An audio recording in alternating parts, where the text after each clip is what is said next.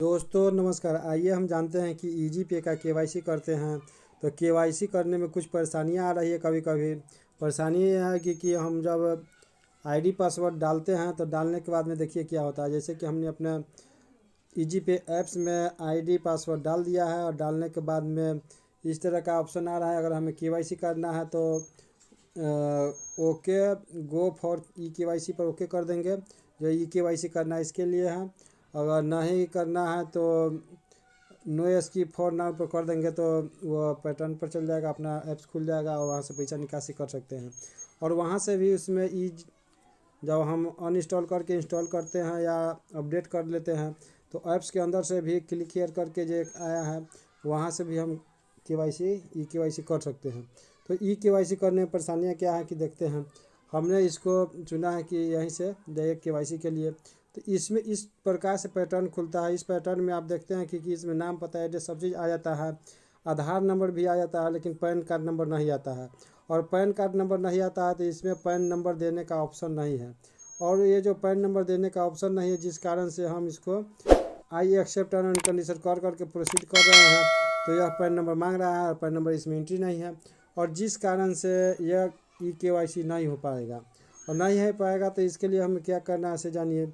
इसके लिए हमें at a time customer care से फ़ोन कर दीजिए और कस्टमर केयर के जो महोदय फ़ोन उठाएंगे उनसे बात कीजिए, बताइए अपनी समस्या कि हमने इस ढंग से केवाईसी करने के लिए ऐप से किया है और उसमें पैन नंबर एंट्री नहीं है, जिस कारण से पैन कार्ड नहीं हो रहा है।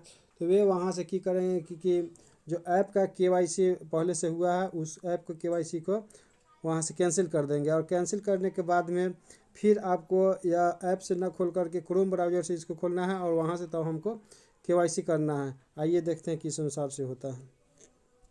तो दोस्तों हमने अपने कस्टमर केयर से बात कर लिया है और बात करने के बाद में उन्हें अपनी समस्या बताई कि इसमें हम ई केवाईसी करने चले हैं तो उसमें मेरा पैन कार्ड शो नहीं कर रहा है और पैन कार्ड शो नहीं करने के कारण मेरा ई केवाईसी नहीं हो रहा है।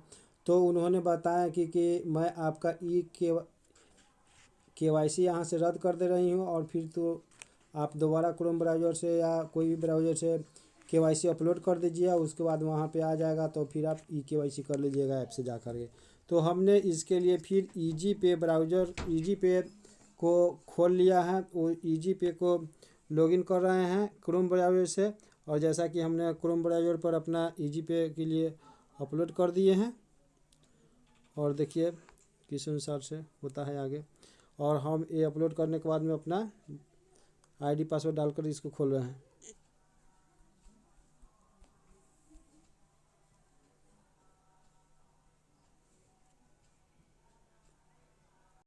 और हमने इस अनुसार से इसमें आईडी पासवर्ड डाल दिया है और डालने के बाद में ये खुल रहा है। खुलने के बाद में ये ओटीपी मांग रहे हैं, ओटीपी आता है, ओटीपी मेरा आ गया है।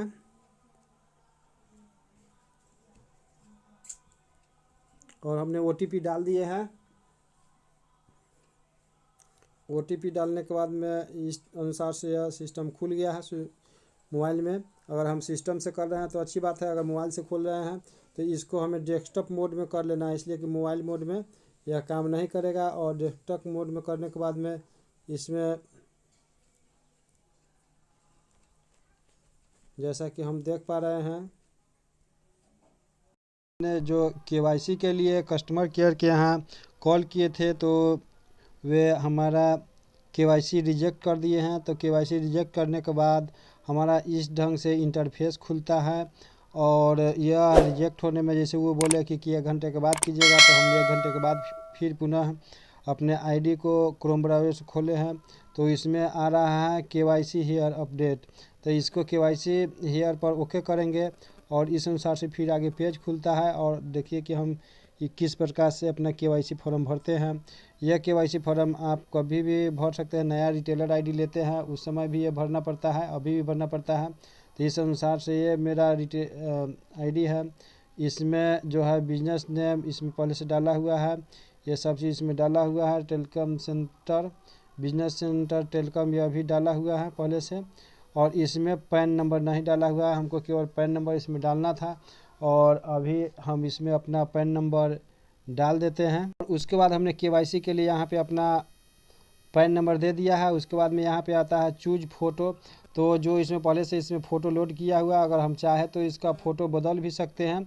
यहाँ से your photo, your pan card address proof, address proof back, इस पर चूज पर फ़ोटो को ओके करेंगे तो इसमें आधा KB से माने 1 KB से कम, 1 MB से कम का फ़ोटो लोड करना रहता है, लेकिन इसमें लोड है तो हम सोचे कि ऐसे ही कर देते हैं।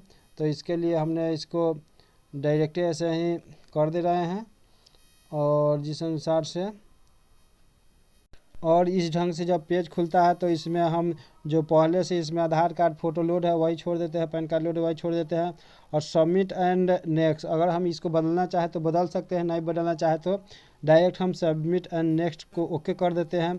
और यह ओके होने के बाद में इस अनुसार से सिलेक्ट एड्रेस प्रूफ, यानी कि हमने कुछ छूट गया है जिस कारण से ऐसा लिख रहा है, उसको अगर हम कर देते हैं तो यह हो जाएगा।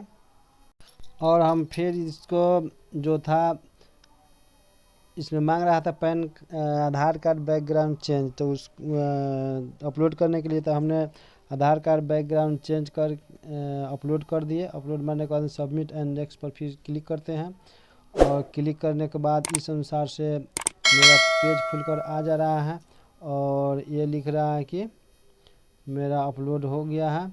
अब your KYC pending, admin approve, please keep patience. तो इस अनुसार से हम एडमिन महोदय हमारा अप्रूव कर दिए हैं। अब हम यहाँ से बैक हो जाते हैं, और बैक होने के बाद में फिर ऐप्स पर चले जाते हैं और इसके ऐप्स को खोलते हैं। और हमने इसको ऐप्स को खोल लिया है, और खोलने के बाद में ऐप्स में फिर ID पासवर्ड डाल करके इसको ओके करते हैं। और हमने KYC करने के लिए ID पासवर्ड डाल करके और डालने के बाद में फिर KYC के लिए ओके करते हैं। और यह KYC के लिए हम ओके करते हैं तो हमारा यह जो हम वहाँ से KYC किए हैं वो KYC मेरा सक्सेस रहा, और यहाँ पे मेरा सब इंटरफेस खुल करके आ गया। इसमें नाम, पता, एड्रेस सब सही है। उसके बाद में इसमें आधार नंबर और पैन नंबर भी आ गया है, और उसको हमने I accept term and condition को ओके करके और प्रोसीड कर दिया है। प्रोसीड करने के बाद ये आगे का पेज खुल रहा है, और देखिए किस प्रकार खुलता है। और खुलने के बाद ये मुझे फिर OTP के लिए प्रोसीड किया है, वो OTP भेज रहा है, और OTP भी मेरा आ गया है।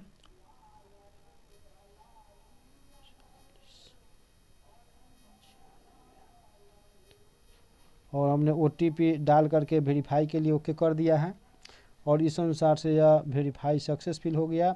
और उसके बाद में यह मंत्रा या मॉर्फो जो भी आपके पास डिवाइस है उसमें ओके कर देना है, और ओके करके स्कैन एंड प्रोसीड पर करना है। तो हमने मॉर्फो है हमारे पास, मॉर्फो को हमने ओके कर दिया है, और ओके करने के बाद में स्कैन एंड प्रोसीड को ओके कर दिया है।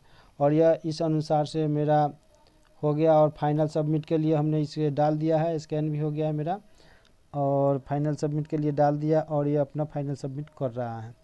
देखिए क्या होता है आगे। और यह मेरा KYC सक्सेसफुल कंप्लीट लिख करके आ गया है, यानी कि मेरा ये KYC सक्सेसफुल हो गया। इस अनुसार से भाइयों एवं बहनों, अगर आप लोगों का भी KYC करने के लिए अगर आता है, और KYC होने के बाद में जो KYC करने के लिए आता है, अगर किसी कारण किसी में पैन कार्ड, आधार कार्ड या कोई भी तरह का लोचा है, तो आप फ़ोन करके कस्टमर केयर से और ये जो KYC है रिजेक्ट करा करके और अपना से क्रोम ब्राउज़र से KYC कर सकते हैं। अगर उसमें अगर जो डॉक्यूमेंट किसी कारणवश अगर छोड़ दिया है तो वो डॉक्यूमेंट भी आप लोड कर सकते हैं। आधार कार्ड, पैन कार्ड या आधार कार्ड का बैक कॉपी उसमें लोड करने का ऑप्शन है, वहाँ से आप लोड कर लीजिए और सबमिट कर दीजिए। सबमिट करने के बाद में वहाँ से फिर बैक हो जाइए और ऐप से आकर के अपना KYC कर सकते हैं। बहुत अच्छा तरीक़ा से हो गया। और जब KYC पूरा